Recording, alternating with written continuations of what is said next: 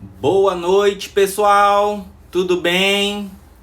Vamos lá para mais uma live toda quarta-feira às 20 horas. A gente se encontra aqui para falar um pouco sobre alguns problemas, algumas doenças relacionadas ao aparelho digestivo. Hoje eu vou trazer uma forma diferente, né, da gente estar conversando e eu explicando sobre algumas doenças.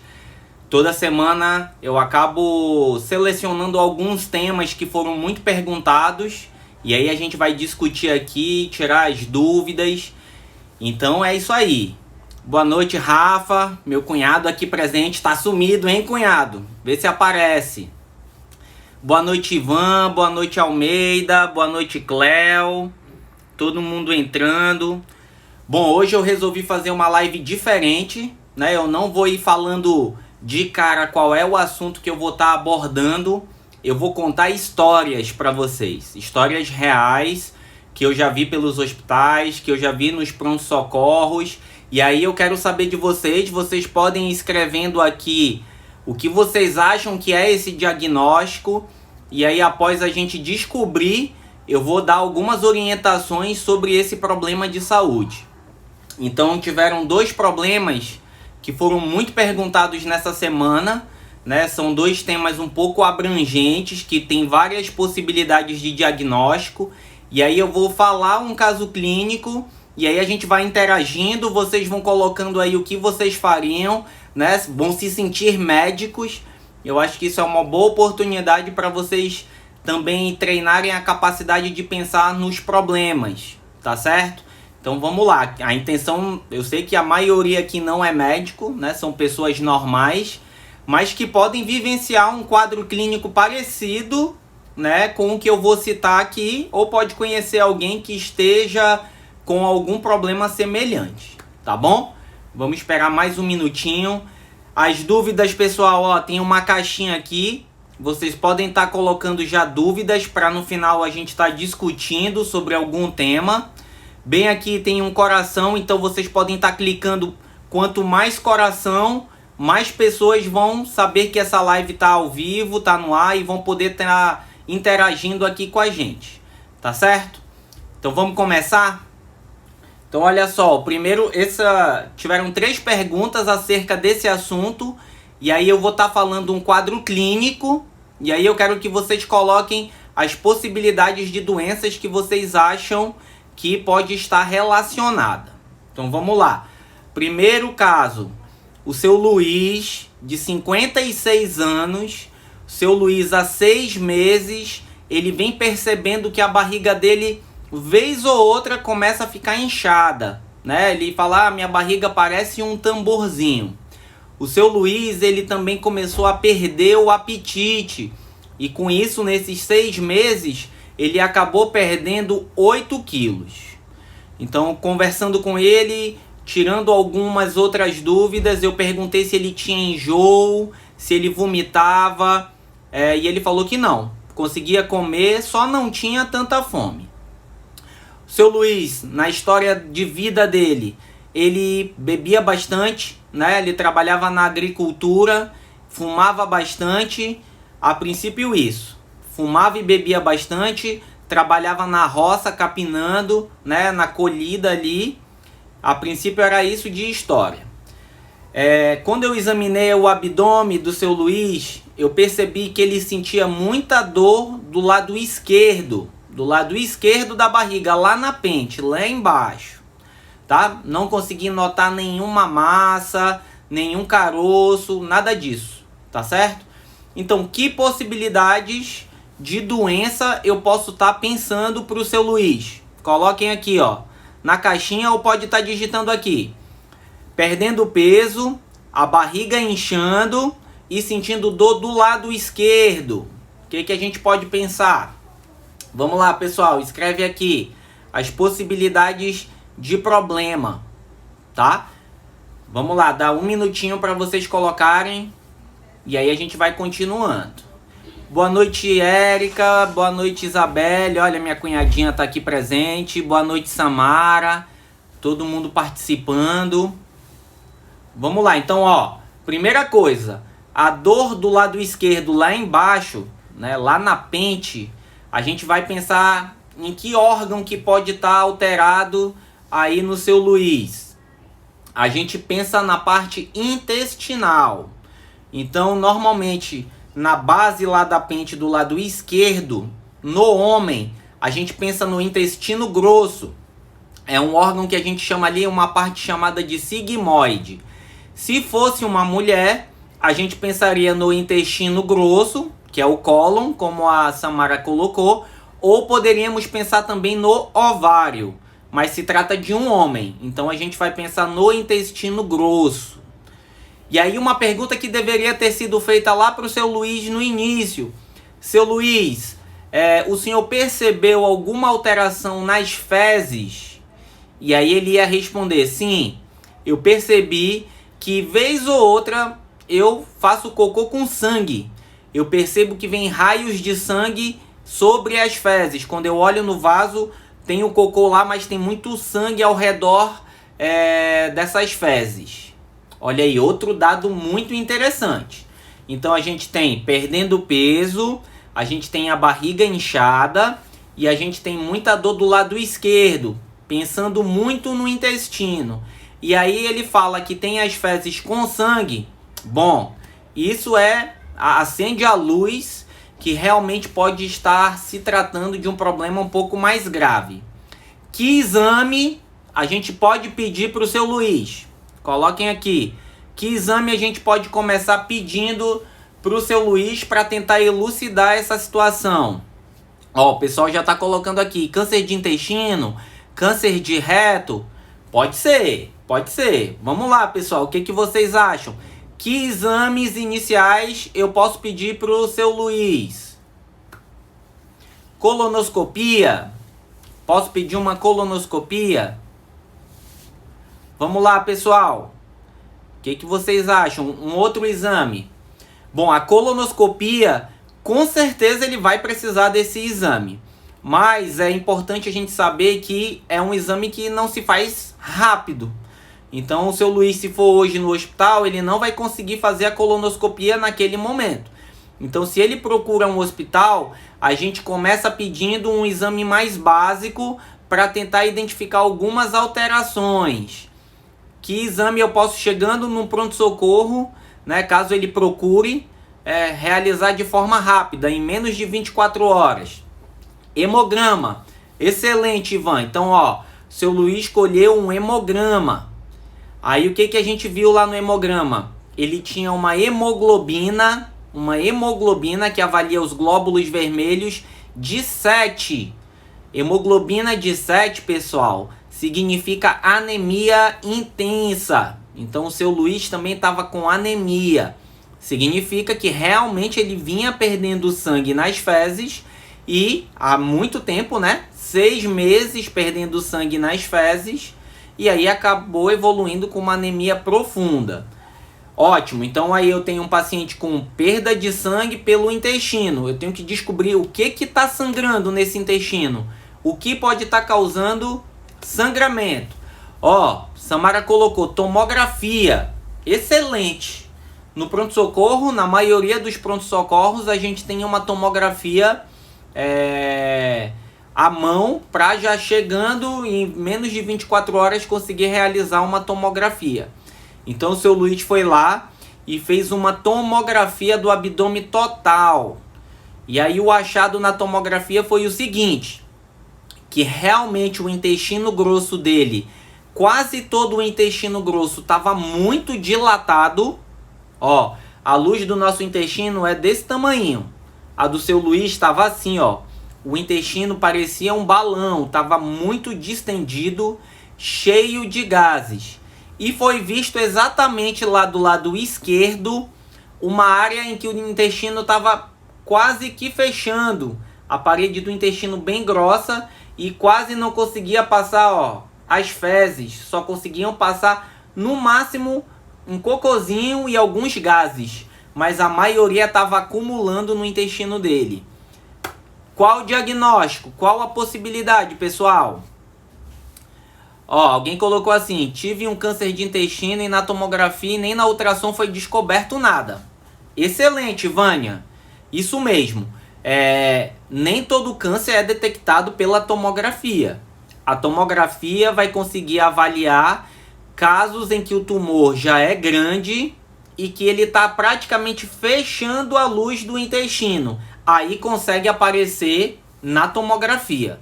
Fora isso, tumor é inicial, pequenininho, não vai aparecer na tomografia. Só vai aparecer na colonoscopia. Isso mesmo. Então pronto. Então o seu Luiz está com provavelmente um tumor no intestino do lado esquerdo, que foi visto na tomografia, o intestino dele já muito dilatado.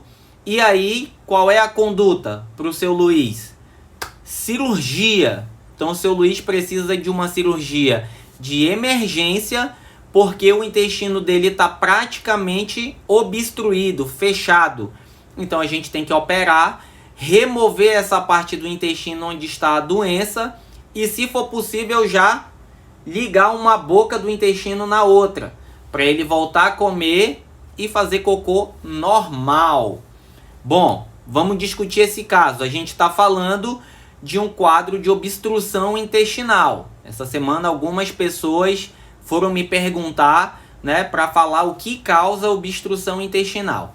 Então, no caso do seu Luiz, que ele tem 56 anos, a gente pensa inicialmente num câncer de intestino.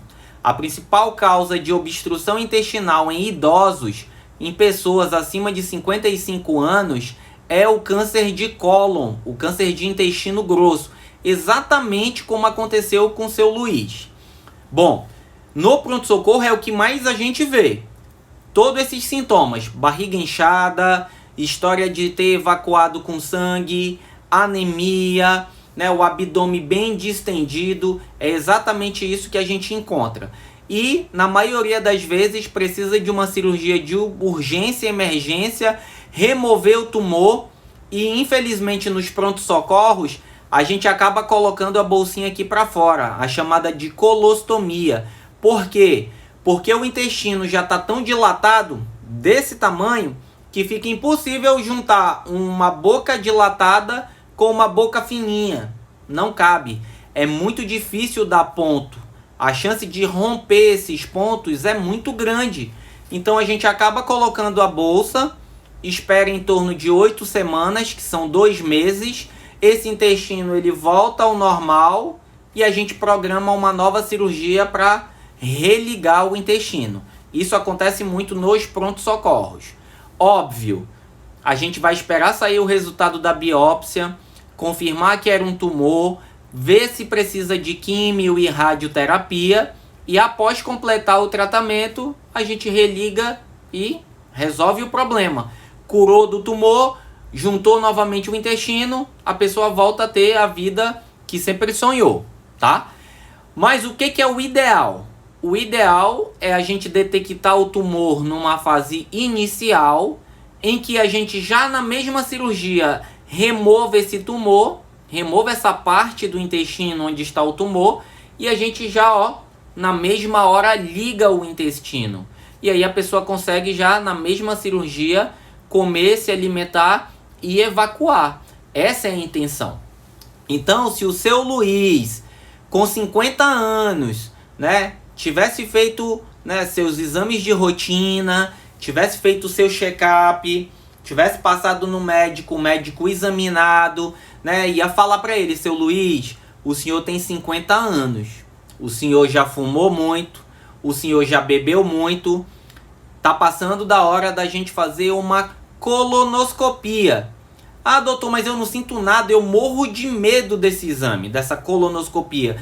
Acho que eu não preciso fazer não. Aí a gente explica: seu Luiz, não é que o senhor precise fazer. Eu não estou pensando que o senhor tem uma doença, um tumor, nada disso.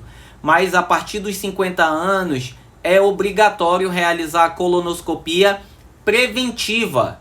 A gente faz a colonoscopia para ver se está tudo bem no intestino e muitas vezes a gente detecta lá um câncer intestinal inicial, em que consegue remover, curar, sem precisar de químio e radioterapia. Então essa é a intenção da gente procurar o médico, realizar exames sem sentir nada exames preventivos, tá certo? Então a história do seu Luiz poderia ter sido totalmente diferente se 5 anos antes ele começasse a fazer o acompanhamento. Mas infelizmente as pessoas não fazem isso.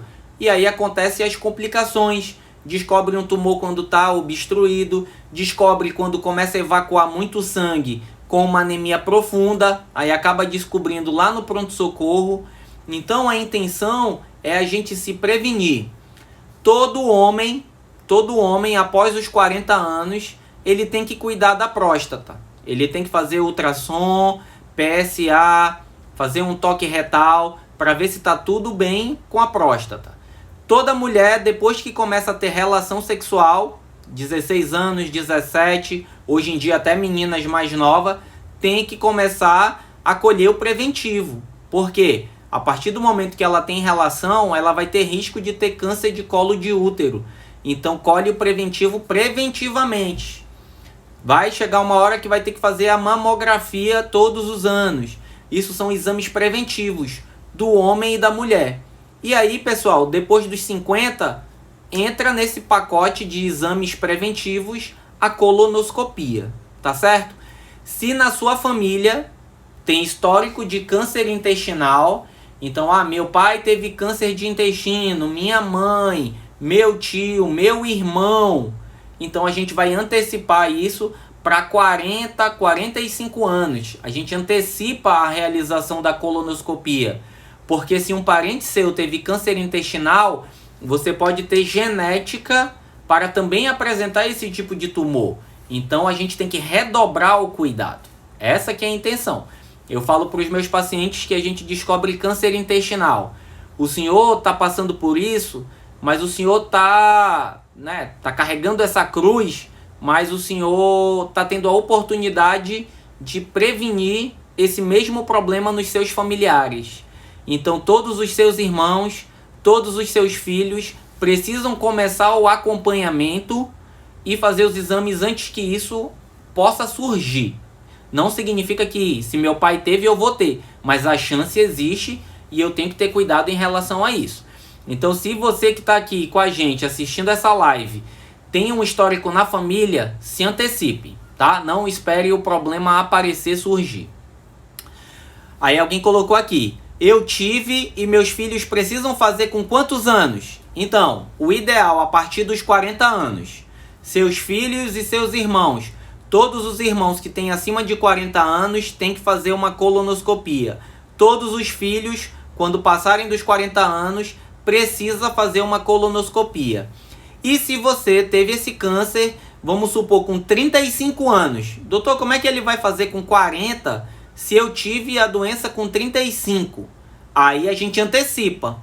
Então, se você teve com 35, os seus filhos têm que fazer com 25 anos. 10 anos antes de começar o cuidado, tá certo? E os seus irmãos, a partir dos 30 anos, já também começa a fazer a prevenção, tá certo? Acho que deu para entender bastante sobre o câncer intestinal e como que a gente vai cuidar, o que a gente pensar, né? Dor, sangramento, perda de peso, quem fuma muito, quem bebe muito, tem que ficar de olho nisso daí. Aí, você colocou assim: eu tive com 60 anos. Então, ótimo, os seus filhos vão começar com 40, os seus irmãos vão começar com 40 anos, tá? Essa é a data para quem tem uma carga genética forte. Se não tem histórico nenhum na família, com 50 anos. E se você tivesse com menos de 40 anos, por exemplo, 35, como eu citei, a família começa 10 anos antes, com 25, tá bom? Meio confuso, mas eu acho que deu para entender, tá bom? Bom, vamos lá para um outro caso de obstrução intestinal. Eu falei agora do câncer, que em pessoas idosas é o que é mais comum, mas agora a gente vai para um caso de alguém mais jovem. Então vamos lá. O José, de 32 anos, né? O José, ele começou a perceber que a barriga está ficando inchada e ele está sentindo muita cólica. Toda vez que ele come um pouquinho, ele percebe aquele barulho, blá, blá, blá, blá, aquele barulho, aquela dor insuportável, parece que o intestino está se espremendo. E aí a barriga começa a inchar. E aí às vezes tem enjoo, mas ele não chega a vomitar. E aí do nada aquela cólica alivia. O José vem sentindo isso há 2 meses. Toda refeição acontece isso. No café, no almoço, no jantar. 1 hora depois que ele comeu, ele percebe que a barriga incha um pouco e é uma cólica insuportável, tá? Que ele tem que tomar toda vez o Buscopan para verificar, para melhorar. Bom, conversando com o José, eu fui perguntar: José, você tem pressão alta? Você tem diabetes? Ele: não, doutor, eu nunca fumei, eu nunca bebi. José, você já fez alguma cirurgia? Ele falou: doutor, eu já fiz uma cirurgia, eu tinha pedra na vesícula, e aí eu tive que operar no hospital lá do interior. O doutor fez um corte aqui do lado direito do meu abdômen e removeu a vesícula. Isso tem 3 anos. Ah, então já temos aí um histórico. O José está sentindo muita cólica, a barriga inchada, toda vez que come. Tem um histórico de ter feito uma cirurgia há 3 anos. Então fui lá, examinei o abdômen do José. Ele é magro, mas eu percebi que ele tinha acabado de almoçar. Então eu percebi que a barriga dele estava um pouquinho inchada. Ele estava queixando de dor. E aí quando eu botei o aparelhozinho para escutar a barriga, eu percebi que o intestino do José, que o intestino dele estava muito acelerado, estava fazendo muito barulho. Realmente parecia que estava trabalhando muito para vencer um obstáculo. Possibilidades de diagnóstico. O que a gente pode pensar para o José? Coloquem aqui para a gente saber. Vamos lá, ó. José, 32 anos, paciente jovem, percebeu muita dor e cólica após a alimentação. 1 hora depois de comer, muita dor e muita cólica. Isso já vem 2 meses. E do nada a cólica passa, né? E aí a barriga murcha. De história, ele fez uma cirurgia há 3 anos. No que eu posso pensar? Vamos lá, pessoal.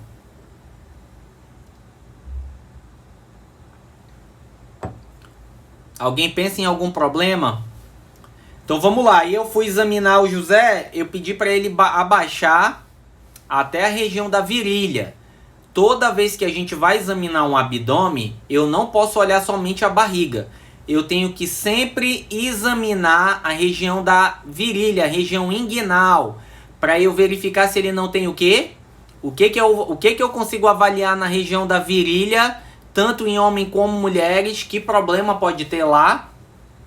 Ó, alguém já colocou aqui. O Ivan colocou assim: pode ser brida.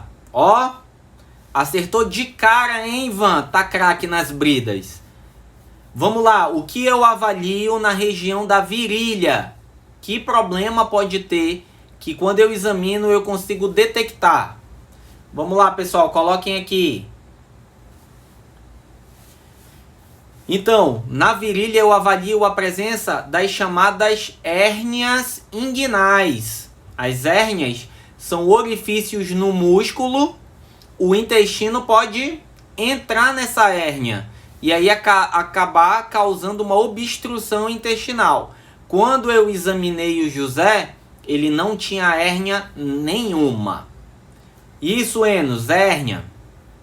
O José, o caso que eu estou falando, ele não tinha hérnia nenhuma. Então, o Ivan colocou aqui, muito bem. O José é um quadro clássico das chamadas aderências ou bridas, tá? Esse nomezinho diferente.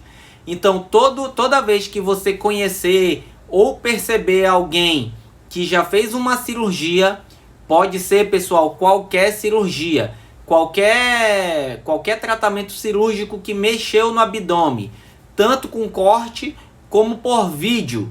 Toda vez que se manipula o abdômen e faz um corte, essa pessoa vai ter o risco para sempre de desenvolver as chamadas aderências. E o quadro clínico é exatamente o que eu falei. A pessoa percebe muita cólica e muita distensão do abdômen após alimentar. Por quê? O que são essas aderências? Significa que o nosso intestino, ele é para ele ser bem soltinho e se movimentar no abdômen. A aderência é quando ele cola, o intestino fica todo colado por dentro e às vezes ele fica colado, ele consegue rodar, ele faz uma rotação e aí o alimento não consegue passar. Então imagina o nosso intestino como uma grande mangueira e aí acaba dando um nó, acaba um entrando no outro. O alimento não consegue percorrer e passar por esse nó. E aí é nessa hora que o alimento está tentando passar por esse nó que a pessoa sente muita cólica, porque o intestino está forçando ali. E quando o alimento consegue passar pelo nó, a dor alivia. E aí, além da dor, até o alimento passar pelo nó, a barriga fica inchada.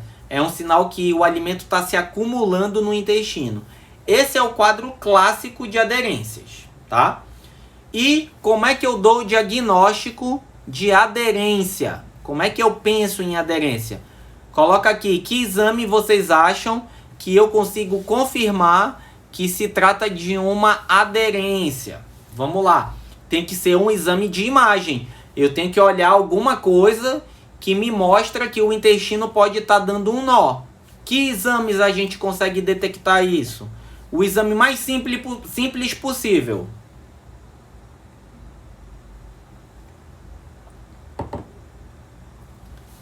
Então, já tem perguntinha aqui, eu vou já responder. Então, o primeiro exame pode ser um raio-x. Um raio-x do abdômen, eu já consigo avaliar se tem um nó.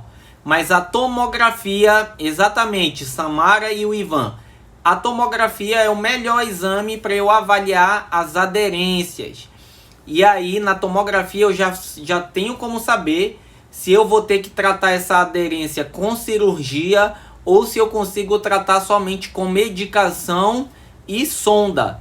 Às vezes, nesses pacientes, a gente tem que passar uma sondinha pelo nariz. Essa sondinha vai até lá no estômago e aí a gente começa a abrir essa sonda. A gente deixa ela aqui na pontinha do nariz, a gente abre e todo o líquido que está acumulado no estômago e no intestino sai por essa sonda. Por que que a gente faz isso?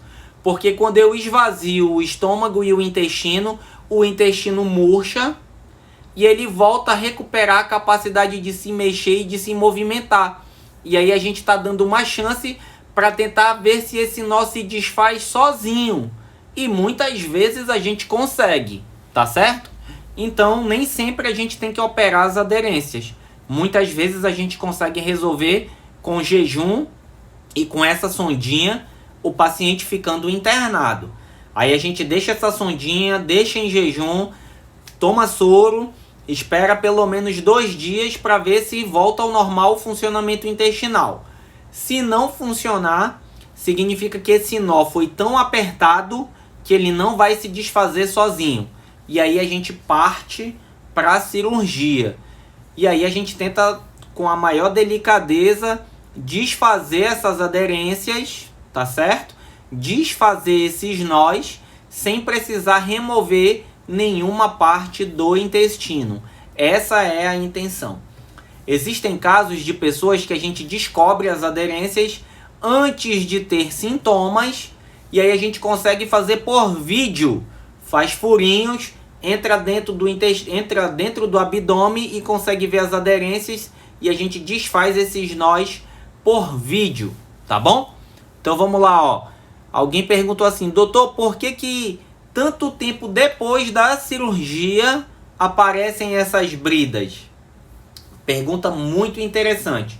Bom, a brida surge porque lá, imagina aqui que aqui é a minha barriga, tá? Aqui é a parte de fora e aqui é dentro do meu abdômen. Quando eu faço uma cirurgia, quando eu corto o abdômen, toda vez que eu tenho que costurar, eu junto um músculo no outro. E aí vai ter uma cicatriz que vai ser a cicatriz que aparece por fora, os pontos que vocês veem. E por dentro também tem uma cicatriz. Então o que que acontece? Por dentro o intestino cola nessa cicatriz. Ele cola. E aí quando ele cola, ele fica grudado, ele não consegue mais descer. Então às vezes o intestino cola e passa 1 ano, 2 anos, 3 anos, eu já vi até mais do que 15 anos. Com 15 anos depois da cirurgia, o nosso intestino ele está se movimentando toda hora, acaba que o intestino colado, 15 anos depois ele vai lá e roda, faz o que a gente chama de torção, que aí é uma aderência grave, né? Essa torção aconteceu porque o intestino fica se mexendo e uma hora ele acaba causando essa torção, esse nó, né? Foi ao acaso. Então, Ivan, não temos como definir quando vai surgir a aderência.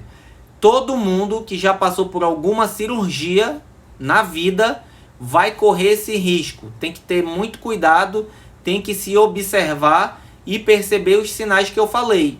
Muita dor abdominal, cólica, né? Parece que a barriga incha e algumas horas depois a dor passa sozinha. São sinais de aderências. Vamos lá. Alguém perguntou aqui: doutor, a cirurgia que é feita por vídeo corre o risco também de desenvolver uma hérnia ou aumentar uma hérnia umbilical já existente? Bom, ótima pergunta, Enos. Então, se eu já sei, vamos supor que a pessoa tem que realizar uma cirurgia de vesícula, tá cheia de pedra lá dentro da vesícula, vai realizar a cirurgia por vídeo. Algumas vezes a gente já detecta antes que também tem uma hérnia no umbigo, uma hérnia umbilical. O que a gente faz?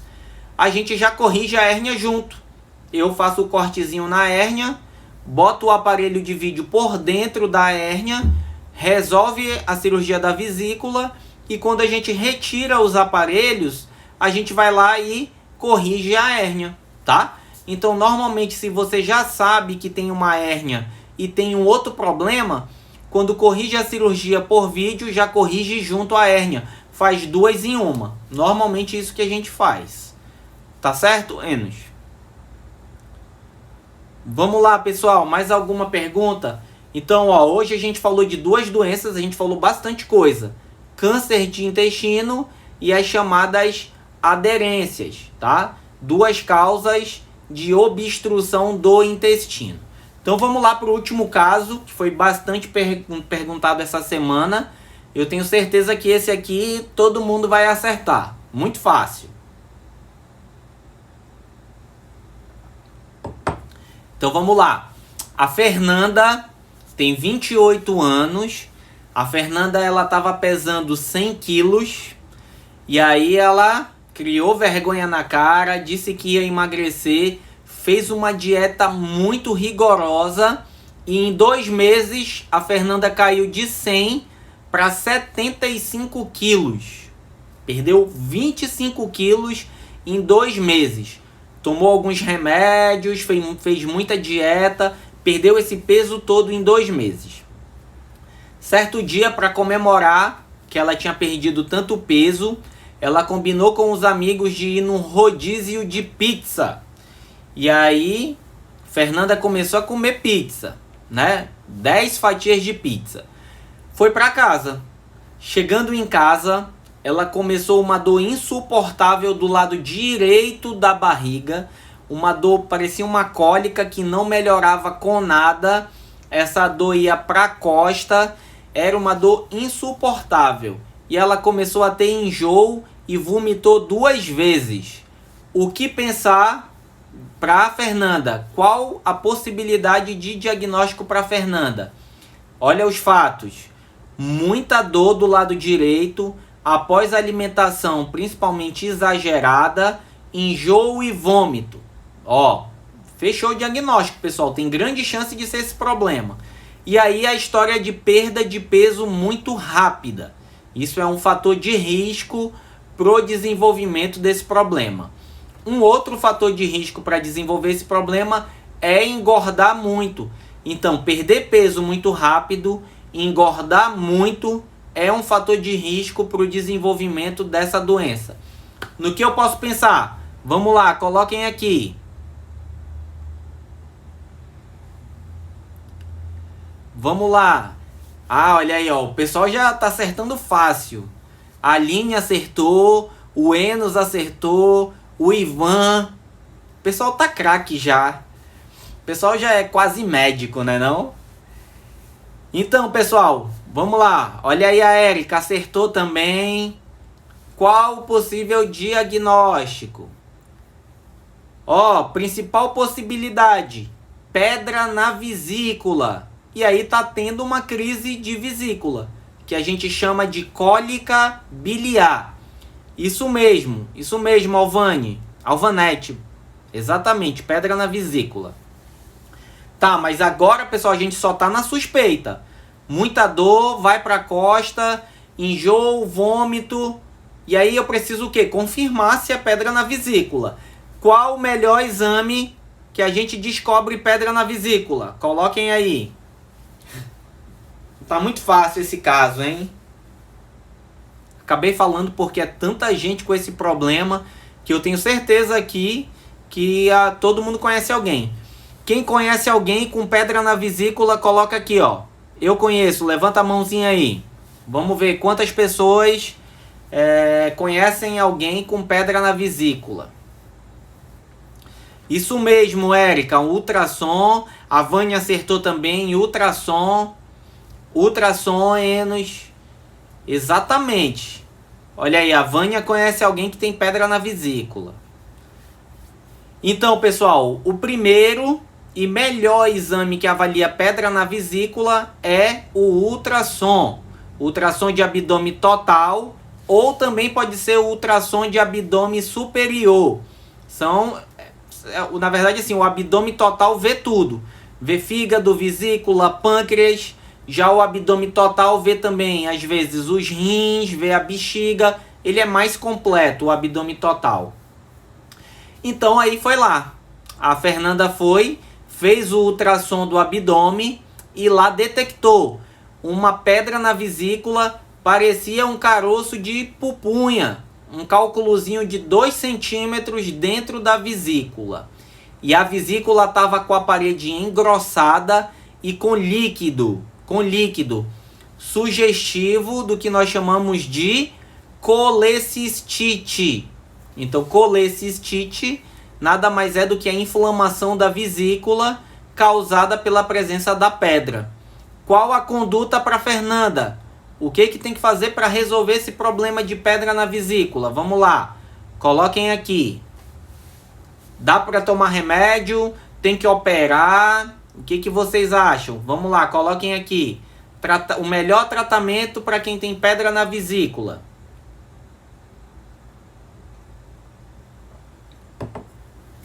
Bom, eu tenho que falar para vocês de duas situações.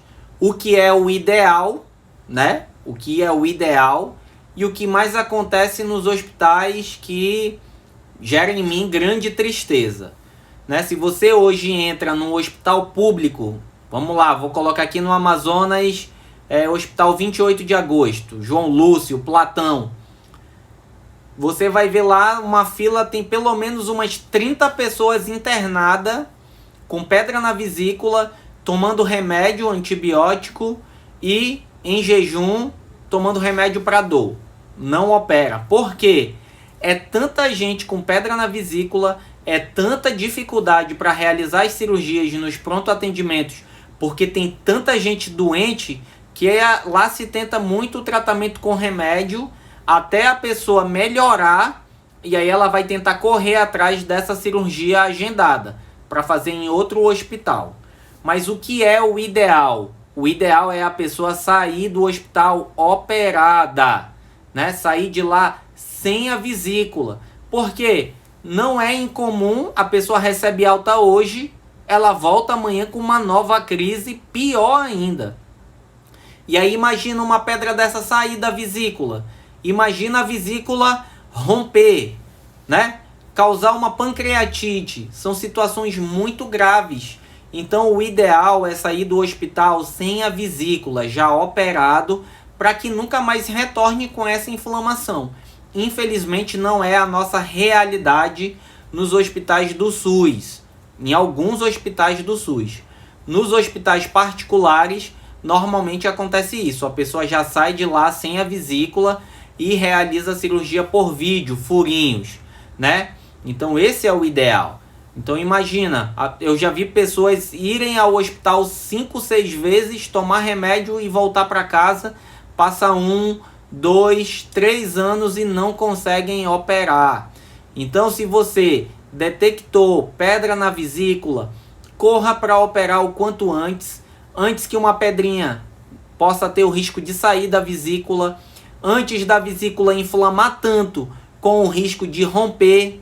São situações muito graves, situações críticas, e eu infelizmente já vi pessoas morrerem por problemas de vesícula, tá? É muito triste. Então, basicamente é isso, pessoal. Vamos lá, dúvida?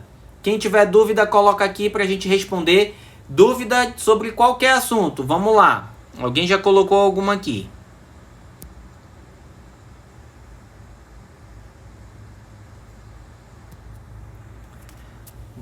Vamos lá, pessoal. Alguém tem dúvida? Pode colocar aqui pra gente sanar.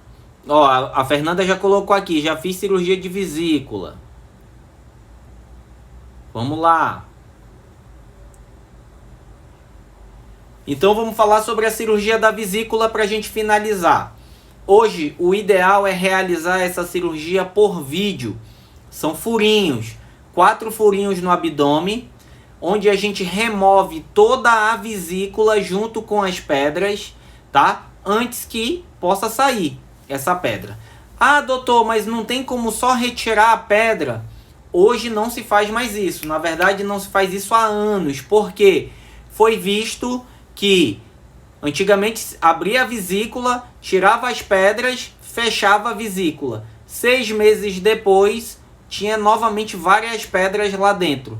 Então, significa que a vesícula da pessoa é uma vesícula doente. Não adianta somente retirar a pedra. Tem que retirar o problema inteiro, que é a vesícula com as pedras, para não ter o risco de reformar essas pedras, tá? Então, na cirurgia, a gente remove toda a vesícula com as pedras. Quando a gente faz por vídeo, a recuperação é muito melhor, porque são furinhos, então tem menos dor, né? Tem menos complicações, tem menor risco de hérnia. A pessoa no outro dia já está se sentindo, né, bem para caminhar, fazer as coisas. Óbvio que tem que ter muitos cuidados, tomar os remédios nos horários, mas no geral a pessoa se sente super bem. Com 7 dias já está conseguindo caminhar, sobe e desce escada. Tem pacientes que conseguem já até dirigir com 7 dias. Com 15 dias a gente já autoriza a ir trabalhar.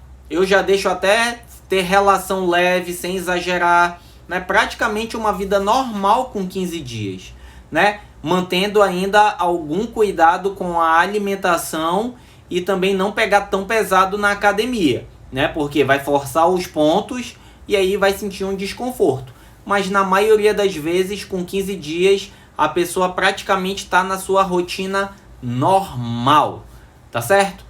Ah, doutor, sempre dá certo por vídeo?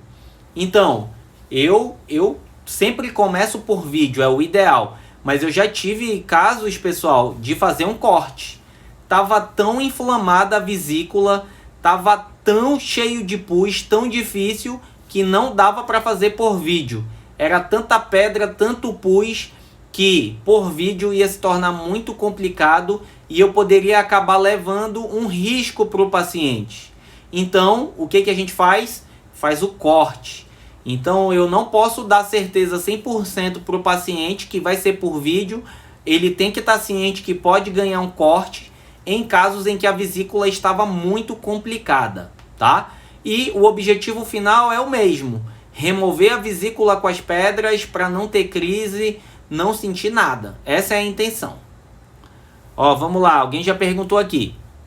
Quem tem pólipo na vesícula, o senhor aconselha logo tirar a vesícula? Depende. Então, se é um pólipozinho menor do que 10 milímetros, né, um pólipo bem pequeno, a gente pode acompanhar com o ultrassom, um bom ultrassom, né, de preferência mesmo a pessoa realizar o ultrassom a cada 6 meses.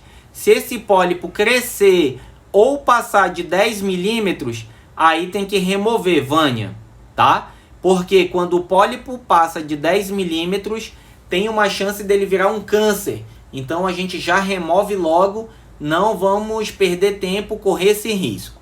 Outra situação, às vezes são pólipos pequenos, mas tem vários dentro da vesícula. Aí o ideal é remover, porque se tem vários pólipos, podem aparecer mais pólipos e pode também surgir um câncer. Então, se tem vários pólipos ou um pólipo maior que 10 milímetros, remove com cirurgia. Se tem só um pólipo e ele é pequenininho, 5 milímetros, 3 milímetros, a gente só acompanha, ele não dá dor, não causa nada, não precisa operar. Vamos lá. Ó, o Raimundão colocou aqui, o vascaíno sofredor, né, Raimundão? Eu fiz esse procedimento, estou me sentindo muito bem. É isso mesmo. Esse é o objetivo da cirurgia, né? Trazer essa qualidade de vida. Uma coisa importante é que eu falo muito para os meus pacientes. Infelizmente, eu sou cirurgião, tenho que operar e os pacientes eles têm medo de cirurgia. Eu também teria medo, né? Se eu descobrisse um problema e tivesse que operar, é óbvio que a gente sempre vai pensar nos riscos, pode morrer na cirurgia, pode acontecer o pior, mas infelizmente a gente tem que passar por essas situações, né? Resolver esses problemas para a gente seguir a nossa jornada da vida, né? Os problemas surgem e a gente tem que procurar solucionar. A pedra na vesícula é uma dessas, né? Então, quando descobrir, opere o quanto antes dela inflamar, antes de ter uma crise, porque a chance de ser tudo certo por vídeo é muito grande, né? Eu já operei paciente que não sentia nada, já operei paciente que ficou internado várias vezes, né? Já operei paciente que teve milhares de crises. Então eu já operei vesícula de todo jeito, desde a fácil até a super difícil, até aquela que teve que converter, fazer o corte de tão complicado que estava. Então, pessoal, a dica é essa. Se você descobriu no exame de rotina, remova o quanto antes para não ter o risco de complicar. Essa é a principal orientação que eu posso dar para vocês. Muito paciente com medo fala assim, não sinto nada, vou levando.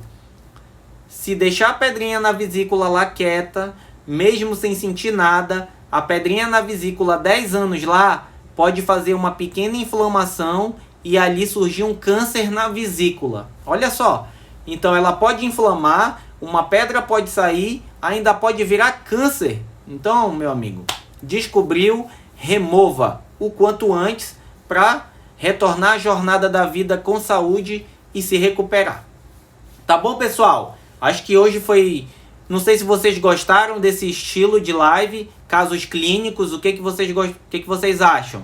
Coloca aqui, ó, nos comentários, que aí a gente fica intercalando casos clínicos com os problemas em si. Mas a intenção é vocês começarem a perceber situações reais que podem acontecer com qualquer um de vocês. Olha aí, falei de câncer intestinal, aderências, crise de vesícula. 3 problemas que a gente vê com muita frequência na nossa população. Beleza? Então é isso. Espero que todos tenhamos uma excelente quarta-feira. Dormir muito bem. Para amanhã acordar com toda a energia, né? Para que na quinta-feira a gente consiga trabalhar, produzir, né? Se cuidar e ter cada vez mais saúde e viver uma vida, né, cheia de saúde e de qualidade. Tá bom? Eu agradeço a presença de vocês, muito feliz, sempre as mesmas pessoas aqui participando. Compartilhem com os amigos de vocês. Bem aqui, ó, vocês podem clicar e aí vocês conseguem chamar os amigos de vocês para participar aqui na nossa live. E aí eles também tirarem dúvida. E aí a gente vai estar propagando essa informação para cada vez mais pessoas saberem e ajudarem, né, seus familiares, seus amigos, né, seus irmãos, enfim, ajudar todo mundo, tá certo? Excelente quarta-feira, quarta que vem a gente tá aqui. Se você tem algum assunto que quer que eu fale, só colocar aqui na caixinha, que aí a gente vai comentar nos próximos capítulos, nas próximas quarta-feiras, tá bom? Excelente quarta, até semana que vem.